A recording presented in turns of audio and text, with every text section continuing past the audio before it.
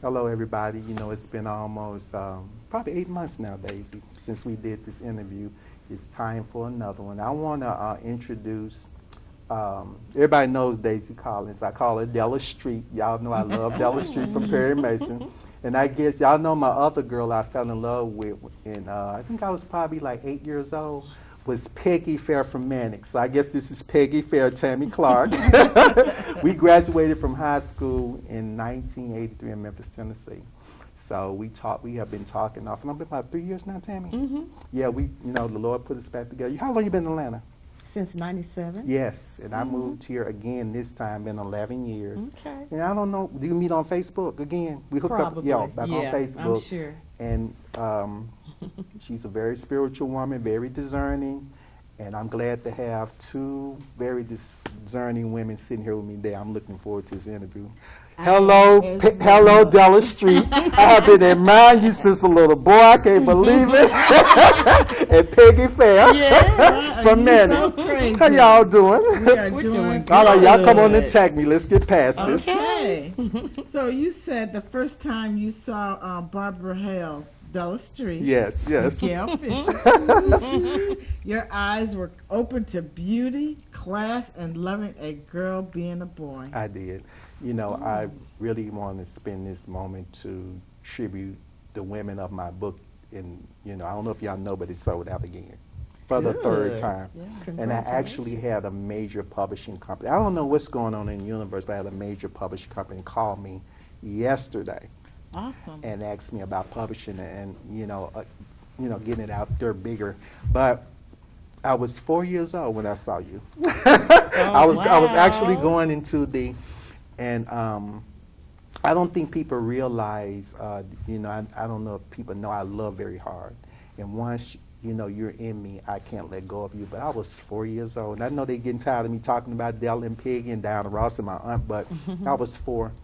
And we were living on 2040 Hubert Street. And this is amazing. And I lived at 2047 Hubert. Yeah, and see, I found that out that you were raised on, and we need, Wow. I don't even remember In you. the greenhouse, because I stayed sheltered inside. Do you remember the apartments right across the street? Yeah. Yeah, and my grandmother kept me because I was born in December of '64, and my grandmother could cook very well, so I couldn't start school till I was 6. But I remember this particular, I can't remember if he came on like 10 or 11 or 12 a.m. hours, but I remember this particularly, I was 4. I remember because I was sneaking into the kitchen, and she was sitting on the couch, and she had just got through cooking a big old chocolate cake, and I was trying to sneak. I thought she was so caught up in the TV till she wasn't going to recognize me. Right. So I walked into the kitchen, Lerone, come out that kitchen trying to get that cake and watch Perry Mason with me. So I came in there, and I sat on the floor. I got on the floor, and I was right up on the TV. She said, "Baby, come back from the TV. You're gonna mess your you're gonna mess your eyes up." And I was like, oh, looking down. And I looked up, and I saw Della. I'm about to cry. She was standing behind the desk beside Perry Mason, and I just stared at that woman. And it was like up to the time I grew up, and every day I beat her to the television. Wow. But I wasn't really into Perry and Paul Drake and Hammond and Burke. I saw them, but she just stood out to me. I mean, it's like I just remembered her. And I think I asked myself, God, now that I'm older, it's like I'm 54. I'm wondering something wrong with me that I still feel this strong. And she's gone on. She passed 2 years ago. I think I'm really in love with this woman. Because I actually went out, the Perry Mason collection called $500. I went up, just this year I completed the whole collection. Oh, wow. It has 2 values, it's 9 seasons, 2 volumes in each season. And I bought up it comes on twice a day, Monday through Friday on MeTV. But, it was just a beauty. And she was a very, very, very classy woman. I don't think even when you act that you can only act so much. Right. She had to be what she was. I think I loved her, and I think I still do. And Gail Fisher, I had to been like 8. Wow. And I fell in love with you at 8, Gail Fisher. It's amazing. You look good at your age. But I remember her, too, because I remember the opening Mannix, she was like spinning around, and it was the same thing with her, but with a black woman. And Diane Curl was on TV at the time, and Lieutenant Uhura. but they didn't stand out. I think in the 60, 70 time, they were the black women, Right. but they didn't stand out to me like Gail Fisher did, Yeah. Peggy Fair. And those were my women. I love them very, very much. Right. So let me just ask you this. You said the first time you heard Dinah Ross' voice without knowing her name and seeing her face, you fell in love with her. Was it True. because of her music? That's one of my other women. Now, she's the only one living out of my 4 women. I was going to Raleigh, Egypt. I was 13. And we had a talent show. And this girl was singing Theme from Mahogany. Do you know you're going to? And I was raised in the Pentecostal church, so we couldn't listen to R&B music. And I remember when I was young, probably on 2040 Hubert Street came out. I think maybe I remember Someday We'll Be Together. Someday in the spring. They came out 69. Okay. But the rest of the songs I don't remember. I remember her singing Do You Know What You're Going To? And I said, who in the world? The girl sang to the song, the record, the 45. Yeah, right. And I was listening, I said, who is this woman? You know, and I went up to the girl, her name was Debbie. And I went up to her after the talent show. I said, can I borrow that 45? I said, who is this? She said, Dara. I said, who? She said, that. She looked at me like, you don't know who Dara Ross is? Right. I said, no. I said, no. She said, take the record and listen to it. And I kept trying to keep the record. She asked me to remember. I said, no, I forgot it, you know. And so finally I went to the mall and I begged for, they said it was sold out. The Theme for Hike went to #1 in 76. But they had the LP. It was a black with her face on it, and on the back she had her side view. And I bought that record.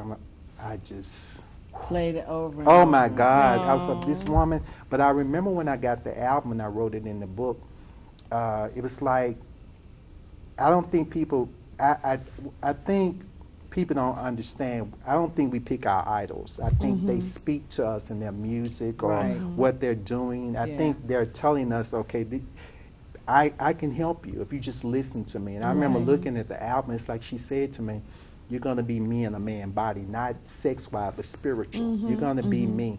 You know, like the energy that she presents, the standards, the family standards. She is a powerful, powerful influence in my life. And I love her. I wrote about her, and that's the title of the book. Malehogany comes from the word mahogany. Okay.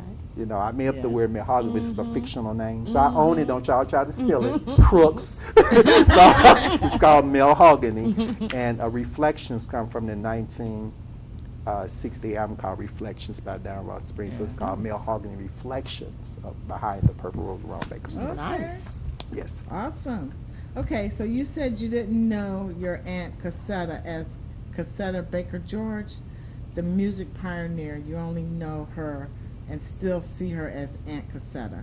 That's all Right. yeah, that's all. I didn't know, because she was always around. So And when you got 19, you understood who she was. But the thing about it, I asked myself when I got older, how could I be in love with Della Street and Peggy Fair and Dinah Ross and not, and my aunt being this pioneer who done wrote 112 songs and cut 32 albums. Well, she cut 10 Caravan albums, 16 solo albums, and 6 duet albums. And I mean not knowing who she was.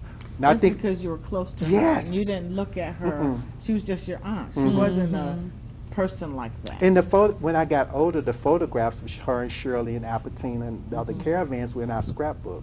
Not only caravan pictures, but personal pictures. And I was like, oh my God, And you they can were see there her- all the time. you can see her on I TV. saw 'em, yeah, but I didn't, because when she came to our house, I remember, I knew something was strange. I was probably like 9, because we was at my great grandfather, which was her father, Reverend Baker. He had a church in Hennings. And I remember when she would come to town, be like 2 or 3 carloads of us. We would all go out to because she would sing whenever she came to town. They booked her, Right. but she would always stay over to go to Granddaddy's church. So I remember we would go over to Granddaddy's church, and I remember she would sing.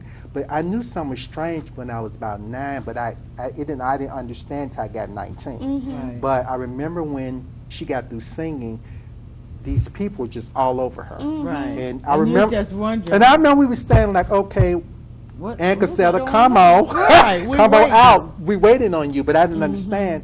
And Granddaddy was standing like up front, you know, waiting, you know, for them to admire his done, daughter, you right. know, and she was getting autograph. And I remember she was actually, I can't walk and show you, but she was actually making baby steps towards the autograph and trying to get out Right, the get out. Right. get out the church. And they were just all over her. Right, yeah. And I'm like, oh my God. And I remember, when I flew to Chicago, I was about 19 then. And I remember going into a record store. No, that happened after. No, when she came to Memphis and cut her album in Memphis, Tennessee, a solo album. If people look at the video when I was at Bishop G. Patterson Church, they see the video, Lerone Baker and Cassetta's front row and Cassetta's recording session. You can see me being mesmerized because that's when Yeah. my eyes were. Wow, I just kept. look at my aunt. I didn't know who she. It was like, I think probably because I had got born again, and I wasn't carnal. Like, you know, you in the world. You know, I wasn't really a bad child, but I think I saw in the spirit, you know, who she was. I was so mesmerized at her, and those are my inspiration of my lives. You know, I thank God that when I look at my life, and I was telling my sister the other day, we were talking about the family legacy, I mean the legends we have in our family. I was telling her that I know that I'm a part of my grandfather, and then my Aunt Cassetta's spirit in me. So I think I'm very fortunate, Della and Perry, Yeah. not Della and Peggy, I'm sorry, to have these women in my Yeah, lives. Although I very never fortunate. met Gail Fisher and Barbara Hale, I still feel like, you know, they're part of me. You know, that's it. Yeah. All right.